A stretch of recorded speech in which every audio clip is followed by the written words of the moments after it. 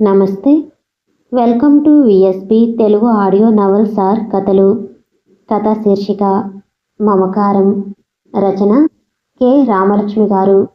చదువుతున్నది ధనలక్ష్మి. ఇక కథలోకి వెళితే, ఏమిట్రా ఆ హడావిడి దేనికి? ఎందుకలా కుక్కేయటం? మెల్లిగా తినరా? ఇడ్లీలు గబగబా కుక్కుకుంటున్న కొడుకును చూసి అడిగింది అన్నపూర్ణ. తల్లికేసి తలెత్తి చూసి, నాకు పని ఉంది, నా ఫ్రెండ్స్ నా కోసం చూస్తుంటారు అన్నాడు నోట్లోది మింగకుండానే. అలా నోట్లో తిండి పెట్టుకుని మాట్లాడకు, పొలమారుతుందని ఎన్నిసార్లు చెప్పాలి? కసిరి మంచినీళ్ళ గ్లాసు అందించింది. థ్యాంక్ యూ త్యాగమయ్యి అంటున్న భాస్కర్ కళ్ళు తల్లి ముఖం మీదే వాలాయి. తల్లి కళ్ళల్లో కదలాడే బాధ చూడటం మిస్ అవ్వకూడదన్నట్టున్నాయా చూపులు. కొడుకు తనని కష్టపెట్టాలనే అలా వెటకారంగా పిలుస్తాడని అన్నపూర్ణ గ్రహించకపోలేదు. మీసకట్టు మొలవడంతో పాటు వాడికి తల్లి మీద గౌరవం తగ్గుకు రావటం చూస్తూనే ఉంది. కాని మనసులోని బాధ ఎలా చెప్తుంది? తలదించుకుంది. అమ్మా, నాకు 25 కావాలి, అర్జెంట్ అంటూ చేయి చాపాడు. నిన్ననేగా ఇచ్చాను, అయినా ఆదివారం పూట ఎక్కడికి ఈ హడావిడి? ఇంటి పట్టున ఉండకూడదా? వాడు చెయ్యి కడిగిన ప్లేటు తీస్తూ అంది. ఏం చెయ్యాలి? అయినా ఇలా ఆడదాని సంపాదన తింటూ కూర్చోవటం నాకిష్టం లేదు. ఇంకో చోట పని ఉందన్నారు, చూస్తాను బూట్లు వేసుకుంటూ చెప్పాడు. అలా బూట్లు వేసుకుంటుంటే భాస్కర్ కళ్ళు చిలిపిగా ఏదో ఊహ వచ్చినట్టు మెరిశాయి. తల్లి ముఖంలోకి కుతూహలంగా చూస్తూ, అమ్మా, ఒక ఐడియా. అమ్మాయిల వ్యాపారం చేస్తే నాకు సరిగ్గా తగినట్టు ఉంటుంది కదూ? ఛా, ఏ మాటలవి? మెకానిక్ అయ్యి నీకు పనే దొరకదా? ఇదో పనా? ఎవరి మోటార్ సైకిల్ రిపేరుకు వస్తే అది 2 రోజులకి తిరగటం ఒక అదృష్టమా? తంతే అదృష్టం టప్పిమని తన్నాలి. ఏమంటావు? వెకిలిగా చూస్తూ అడుగుతున్న కొడుకు మాటలకి కళ్ళ నీళ్లు సుడి తిరిగాయి అన్నపూర్ణకి. లోపలికి వెళ్ళి ఓ 25 రూపాయలు తెచ్చి భాస్కర్ ముందు పడేసింది. వాటిని ఆత్రంగా జేబులో కుక్కుకుంటూ, బాయ్, నా కోసం ఎదురు చూడకు, ఆలస్యం కావచ్చు అంటూ 2 మెట్లు దిగి మోటార్ సైకిల్ ఎక్కేశాడు. కిటికీలోంచి చూస్తూ నిలబడింది అన్నపూర్ణ. ఆ సైకిల్ వృధా భూకంపంలా తోచింది. ఛ, ఏం కుర్రాళ్ళు! ఎందుకింత ఆనందం వీళ్ళకి? ఈ చప్పుడులో ఏముంది? కోపం, కసి లాంటివి మనసులో ఊవెత్తన లేస్తున్నా వాటిని అణుచుకుంటూ, నాపే కాక ఎవరి మీద చూపిస్తాడులే, ఆ సైకిల్ మీద కాక అనుకుంది నిట్టూరుస్తూ. అన్నపూర్ణ చాలాసేపు అలాగే నిలబడిపోయింది. శూన్యం మనసు, శూన్యం సర్వం. కళ్ళు గట్టిగా శూన్యంలోకే చూస్తున్నాయి. ఆ మనసు ఏం ఆలోచిస్తుందో ఆమెకే తెలియదు. ఏమిటి పూర్ణ, తెగ ఆలోచిస్తున్నావు? లేక నీ కొడుకు లేపిన ధూళిలోంచి చూడాలని ప్రయత్నిస్తున్నావా? నవ్వుతూ భుజం మీద చేయి వేశారు పిన్నిగారు. ఉలిక్కిపడి ఆమె కేసి తిరగటానికి ముందు కళ్ళు తుడుచుకుంది అన్నపూర్ణ. నీళ్లు జారగా నీళ్లు నిండిన కళ్ళు వర్షించని మేఘాల్లా ఉన్నాయి. నీటి వెనుక నుంచి కళ్ళు మెరవటం లేదు. ఏం లేదు పిన్నిగారు, ఒంట్లో బాగుందేమిటి? మెట్లెక్కి చక్కా వచ్చారు నవ్వటానికి ప్రయత్నించింది అన్నపూర్ణ. కానీ ఆమె కంఠం దుఃఖంతో వణకటం పిన్నిగారు గ్రహించారు. ఏమిటి? పుత్రరత్నం మళ్ళీ ఏం చేశాడు? భుజం గట్టిగా నొక్కుతూ అడిగారు. ఆ ఒత్తిడిలోని ఆప్యాయత, అభిమానం గుండెలో గూడు కట్టుకున్న దుఃఖానికి కట్టలు తెంచింది. ఆమె భుజం మీద వాలిపోతూ బోరున ఏడ్చింది అన్నపూర్ణ. ఓ 5 నిమిషాల పాటు చిన్ని గదిలో అన్నపూర్ణ దుఃఖం మినహా ఇతర శబ్దం లేదు. కళ్ళు తుడుచుకోపోన్నా, ఇదేం కొత్త నీకు? వాడు నీ గర్భాన పుట్టిన శత్రువు గాని కొడుకు కాదు. వాడు అలా తయారవుతాడని నీకెన్నిసార్లు చెప్పలేదు? ఎన్నేళ్ల కిందట చెప్పలేదు? పిచ్చిదానా, చెయ్యి దాటిపోయాడు వాడు. ఇక వాడిని వదిలే. పద, నాకు కాస్త టిఫిన్ పెట్టు అంటూ వెనుతిరిగారు పిన్నిగారు. మీరింకా ఏం తినలేదా? అయ్యో, పదండి అంటూ గబగబా 2 పళ్ళాలలో ఇడ్లీలు సర్దింది అన్నపూర్ణ. తనకి తినాలని లేకపోయినా పిన్నిగారి కోసం తినాలి. ఆమె తన పాలిటి తల్లి, దైవం, సర్వస్వము. ఆమె లేకపోతే బ్రతకలేకపోయేది. తిను పూర్ణ, నువ్వు తిండి మాని వాడిని బాగు చేయలేవు. ఏడిచి వాడిని మార్చలేవు. వాడిని నిర్లక్ష్యం చేస్తే బాగు చేయగలవు. ఇల్లు వదిలిపోమ్మంటే బాగు చేయగలవు. కాస్త కోపంగా అన్నారు పిన్నిగారు. ఆమె కళ్ళదాకా ఎగబ్రాకని ఆ ధర్మకోపానికి కాస్త నవ్వొచ్చింది అన్నపూర్ణకి. పూర్ణ జ్ఞాపకం ఉందా? నువ్వు ఏదైనా పని ఇప్పించమని వచ్చినప్పుడు వాడికి 4 ఏళ్ళు కూడా లేవు. నాకు ఓ అవిటి తమ్ముడు, నా రక్తపోటు తప్పించి ఎవరూ లేరు. నీకు నాకు సహాయం అనుకున్నాను నిన్ను చేరదీసినప్పుడు. ఎన్నేళ్ల కిందటి మాట. ఇప్పుడెందుకవి? ఈరోజు మీకసలు బాగోలేదు ఒంట్లో. నన్ను పిలిస్తే రానా? బాధగా అంది అన్నపూర్ణ. వస్తావు, కానీ నాకే నిన్ను చూడాలనిపించింది. భాస్కర్ వెళ్ళిన దూకుడు చూసి వాడేదో అనే ఉంటాడనిపించింది. నిట్టూర్చిందామె. వీడు ఎందుకిలా తయారయ్యాడు? నేనేం అపకారం చేశాను వాడికి? బాధగా అడుగుతున్న అన్నపూర్ణ కేసి ఆప్యాయంగా చూస్తూ, నీకు తెలియదా అన్నారు.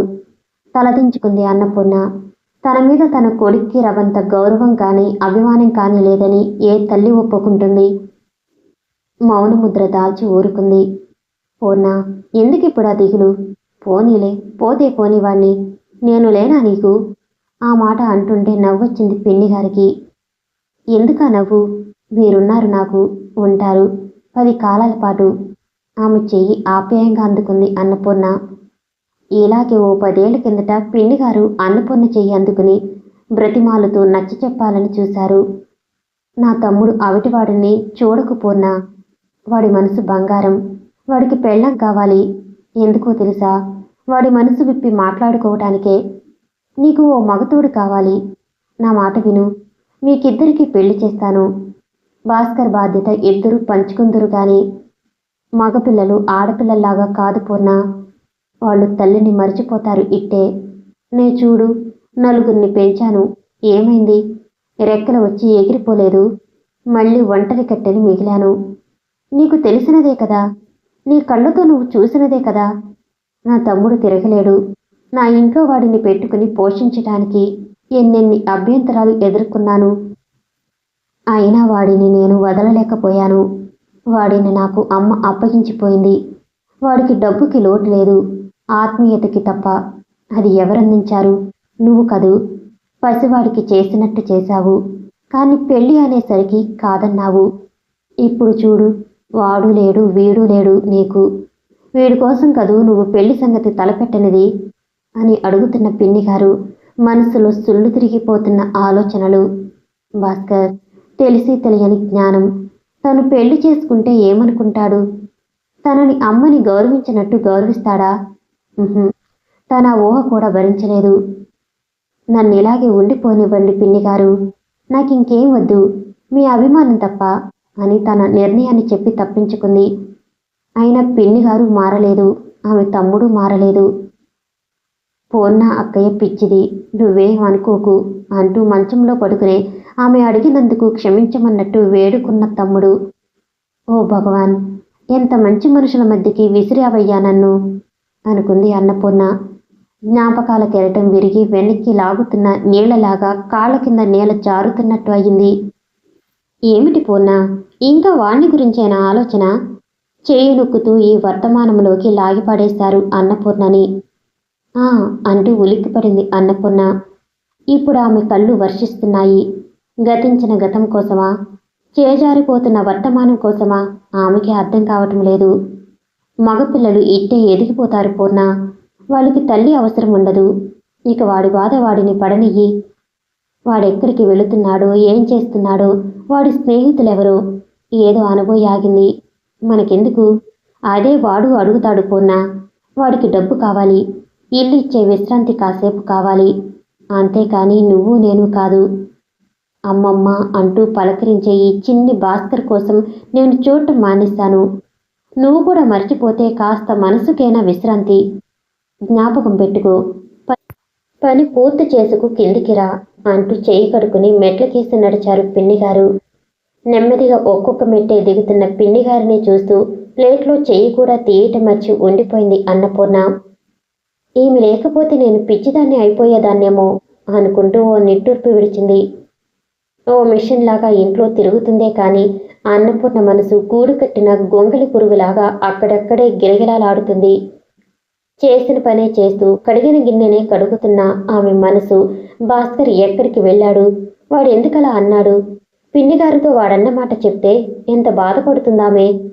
ఏమిటో పిచ్చి ఆలోచనలు. నిస్సత్తువుగా వాలుకుర్చీలో కూలబడి కళ్ళు మూసుకుంది అన్నపూర్ణ.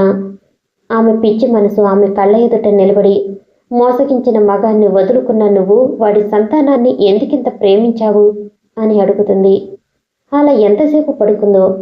సాయంత్రపు చల్లగాలి ముఖానికి తగిలి లేచింది అన్నపూర్ణ. శరీరం మనసు ఒకేలా అలసిపోవటంతో ఎక్కడుందో తెలియకుండా నిద్రపోయింది. ఆ నిద్రలో గతం తిరగతోడింది. కాని కళ్ళు తెరిచేసరికి గతం లేదు. చుట్టూ ఎర్రని వెలుగు, నీరెండ, సంధ్యా సమయం. గబగబా లేచి ముఖం కడుక్కుని ఓ ఆరేసిన చీర కట్టుకుని కిందికి వెళ్ళింది. పిన్నిగారికి కాస్త భోజనం వండి పెడదామని. ఆ కబురు ఈ కబురు తప్ప ఇద్దరు భాస్కర్ ప్రసక్తి తేకుండా కాలక్షేపం చేశారు చాలాసేపు. కాని ఇద్దరి మనసుల్లోనూ వాడే విస్తరించి ఉన్నాడు, కంటికి తెలియకుండా పరుచుకున్న చీకటిలాగా. ఇంకా రాలేదేమిటి వీడు అన్నారు చివరికి పిన్నిగారే. వేషానికేం లోటు లేదు. ఆ బూట్లు, ఆ జెర్కీను. మరీ సినిమాలో విలన్ కొడుకులాగే తయారయ్యాడు వాడు. మళ్ళీ ఆవిడే అన్నారు. నిజమే. ఎంత వద్దనుకుంటున్నా అన్నపూర్ణకి కొడుకుని చూస్తున్నంతసేపు తనని నమ్మించి గొంతు కోసిన వాడి తండ్రి జ్ఞాపకానికి వస్తున్నాడు. ఆ మాట తీరు, ఆ నడక తీరు అంతా తండ్రిదే. తండ్రి అని ఎలా అంటుంది? బాధ్యత పంచుకొని వాడిని తననే దోషిగా నిలబెట్టారంతా. ఏం చేస్తుంది? దోషాన్ని మోసుకుంటూ పాప ఫలితం అప్పటి నుంచి ఇప్పటిదాకా అనుభవిస్తూ వస్తుంది. తనని మోసం చేసిన వాడి దోషం తన గర్భాన పెరుగుతున్న వాడికెలా అంటకట్టను? నోరు వాయి లేని పసికందు తప్పేముంది అనుకుంది అన్నపూర్ణ. కానీ ఆ పసికందు తనలా మానవత్వంతో మూర్తిభవించుతాడని ఎలా ఎదురు చూశాను అని నవ్వుకుంది. వాడు రాని, నువ్వు మాట్లాడకు. నేనే గట్టిగా గడ్డి పెడతాను. తల్లినిలాగా క్షోభ పెట్టటం కోపంగా అన్నారు పిన్నిగారు. వాడికి ఇది క్షోభ పెట్టడం అనుకోవటం లేదే. వాడికి ఇదేదో కిరాతకానందం కలిగిస్తుందే. ఈ సంగతి మీకెలా చెప్పను మనసులోనే అనుకుంది అన్నపూర్ణ. బాగా చీకటి పడిపోయింది. హాల్లో గోడ గడియారం అరగంట కొట్టింది. అయ్యో 8:30. మీరు రొట్టె తిని పడుకోండి అంటూ గబగబా 2 చపాతీలు వత్తటానికి వంటగదిలోకి పరిగెత్తింది అన్నపూర్ణ. రొట్టెలు తిని కాస్త మజ్జిగ తాగి మాత్ర వేసుకుని మంచం మీద నడుము వాల్చారు పిన్నిగారు. ఆమె కాళ్ళు రాస్తూ అలాగే కూర్చుండిపోయింది అన్నపూర్ణ. గోడ గడియారం గంటలు అరగంటలు కొడుతూనే ఉంది. హాల్లో అది చేస్తున్న అలికిడి, సన్నగా పిన్నిగారు తీస్తున్న గురక తప్ప మరేం వినపడటం లేదు. ఎటు నుంచైనా మోటార్ సైకిల్ చప్పుడు ఈ నిశ్శబ్దాన్ని చీల్చుకుంటూ వస్తుందా అని చెవులు రిక్కించి వింటుంది అన్నపూర్ణ. చెవులకి కంటకప్రాయంగా ఉండే ఆ చప్పుడిప్పుడు అమృతపు జల్లులాగా వినిపించేలా ఉందామెకి. కానీ నిశ్శబ్దం. ఇంట్లోనూ బయట భరించలేనంత నిశ్శబ్దం. ఫోన్ మోగుతుంది.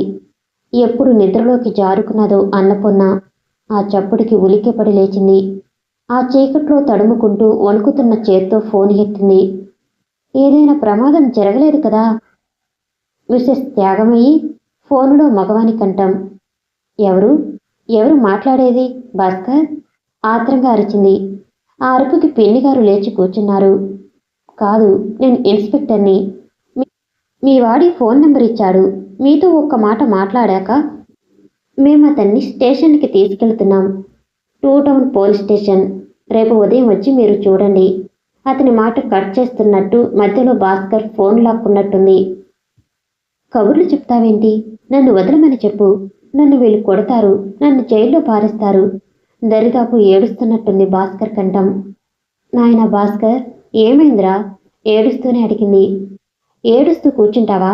ఏమైనా చేస్తావా? కసిరాడు. నేనొక్క రాత్రి కూడా జైల్లో ఉండలేను. సారీ మేడం, మీరు రేపు ఉదయం రండి అంటూ టక్కును ఫోన్ పెట్టేశాడు ఇన్స్పెక్టరు. రాతి బొమ్మలాగా నిలబడిపోయింది అన్నపూర్ణ. ఏమైంది పూర్ణ? ఎవరు? భాస్కరేనా? ఆత్రంగా అడుగుతున్న పిన్నిగారి దగ్గరికి పరుగున వెళ్ళి పడింది. ఆమె ఒడిలో పడి బోరున ఏడుస్తూ, చూశారా, నా పేరు త్యాగమయ్య అని చెప్పాడు పోలీసులకి.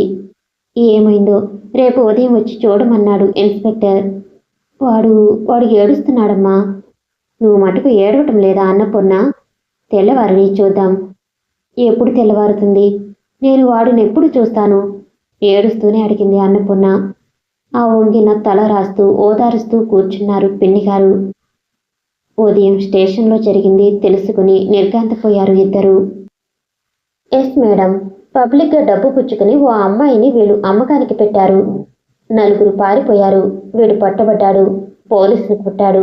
పారిపోయిన వారిలో ఒకడు కత్తితో ఓ ఆఫీసర్ని పొడిచాడు కూడా. ఇది ఓ గ్యాంగ్. గుండెలు తీసిన రకం. సారీ, వీడు మీ కొడుకు కావటం బాధగా ఉంది. కేసు పెడుతున్నాం. మీరు కావలిస్తే. నో, నన్ను ఈ నరకం నుంచి విడిపించవమ్మా. నేను ఒక్క క్షణం ఇక్కడ ఉండలేను. కస్టడీ రూమ్లోంచి అరుస్తున్నాడు భాస్కర్. దగ్గరగా వెళ్ళింది అన్నపూర్ణ. నేను మంచి లాయర్ని చూస్తాను భాస్కర్. అమ్మమ్మ నిన్ను ఇలా వదిలేయదు. కాస్త ఓర్పు తెచ్చుకో. ఓర్పా? ఇక్కడ ఉండి చూడు, నీకు తెలుస్తుంది. నన్ను తక్షణం విడిపించకపోతే నీ ముఖం నాకు చూపించకు అంటూ ముఖం పక్కకి తిప్పుకున్నాడు భాస్కర్. అవునరా, త్యాగమే కదూ మీ అమ్మ. తక్షణం విడిపించే ప్రయత్నం చేస్తుంది. కానీ ఏం లాభం? నువ్వు చేసిన పని ఏ తల్లి కన్న కొడుకు చేయకూడనిది. నీ తల్లి త్యాగానికి నువ్విచ్చే బహుమతి ఇదా? చా, నువ్వు ఆ కొడుకువి. రాపోన్నా, లాయర్ని మాట్లాడి అంటూ అన్నపూర్ణని చేయి పెట్టి బయటికి నడిపించారు పిన్నిగారు. అమ్మ అన్నవాడి కేక నేలబడి రాపాడుతున్న తన పచ్చి గుండెకి ముల్లులాగా గుచ్చుకుంది అన్నపూర్ణకి. కానీ తన త్యాగాన్ని అవహేళన చేసిన భాస్కర్ ముఖం కేసి చూడాలనిపించగా దృఢంగా అడుగులు వేస్తూ పిన్నిగారి వెనుక నడిచింది. సమాప్తం. నేను వినిపించే ఆడియో కథలు, నవల్స్ మీకు నచ్చినట్లయితే మరిన్ని కథల కోసం షేర్ చేసి, లైక్ చేసి, సబ్స్క్రైబ్ చేసుకోండి. Thank you for watching.